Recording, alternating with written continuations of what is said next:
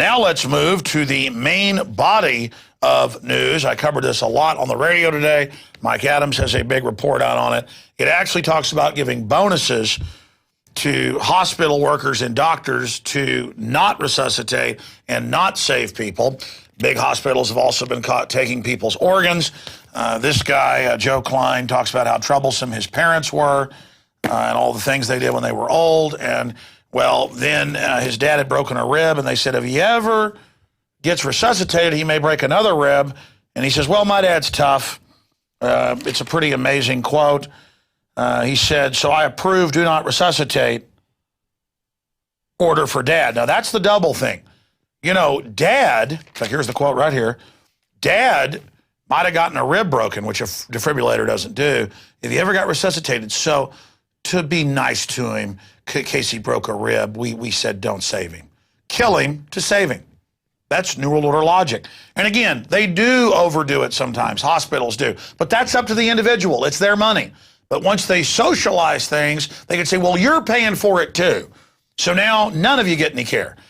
And again, you pay more for water, get less. Pay more for power, get less. Pay more for your house, get less. Pay more for your car, get less. That's the globalist post-industrial model.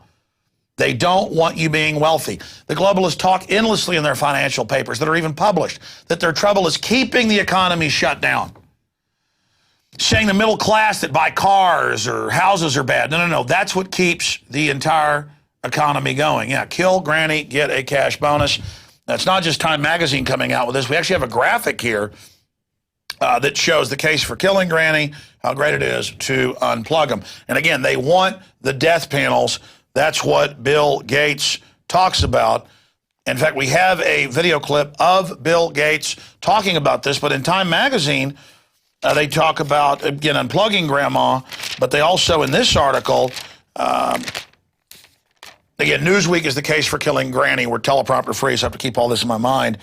Time Magazine is, how to die. And in this report, he says, my parents died serenely with dignity.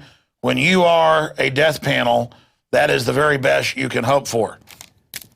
So again, they said the death panels didn't exist, but now they're saying they're super trendy and super cool, and the doctors will get bonuses for dispatching you unless you're an elitist globalist, just like over in England, where the elitists all get private doctors, everybody else, oh, you got a brain surgery that's 100% operable if it's done within a month, you're going to wait 18 months and die.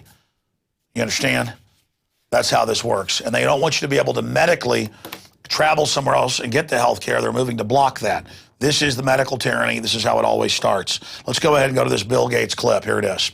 That's a trade-off society is making because of very, very high medical costs and a lack of willingness to say, is spending $1 million on that last 3 months of life for that patient, would it be better not to lay off those 10 teachers and to make that trade-off in medical costs? But that's called the death panel, and you're not supposed to have that discussion. So you, of course, well, that's an interesting thing you just said, which is just the last 3 months in life for one person or something, because we haven't had a discussion of how to allocate that money. It means we lay off 3 teachers to do so.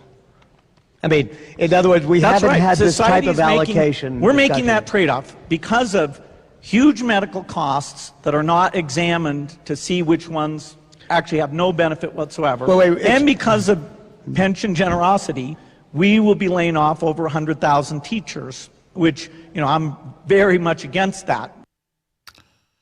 Yeah, his foundation, tax-free, he takes his profits, then only uses the profit to pay a few percentage points of a teacher's salary to totally control the curriculum. This guy wants the globalist model of deciding what you're going to be. He is a monster eugenicist who was at Bilderberg last week and did cover his face, but the Washington Post, who had people inside, did report that Billy Gates, Mr. Eugenics, Mr. Death Panel, was indeed there. And again, since government got involved in healthcare, that's what's created all the fraud, waste, and abuse, lobbied on by the big bank-controlled insurance companies. You don't want eugenicist, globalist, death panel-run healthcare. And when he talks about, oh, unneeded test, well, that's your personal decision, whether you want those tests or not. They want to say it's about tests, but really it's about controlling what procedures you get, and they admit all of that. Daschle, who helped write the plan with Mitt Romney, wrote in a book 5 years ago, former leader of the Senate, that he wanted it to where if you were above 65, you wouldn't get an eye surgery. I mean, you need to look this stuff up. You want this guy in charge of your health care? Because he wants in charge of it. He's involved in everything. He's involved, Carnegie's like, give him money to save us from global warming with jets spraying aluminum dioxide on us that give us Alzheimer's. He's in weather modification stuff. I mean, this guy is Dr. Evil. And all the back doors he builds in his software for the NSA to illegally spy on you. We told you about that forever ago. But you know what? Free humanity is awakening to this and is starting to engage the globalists. You know,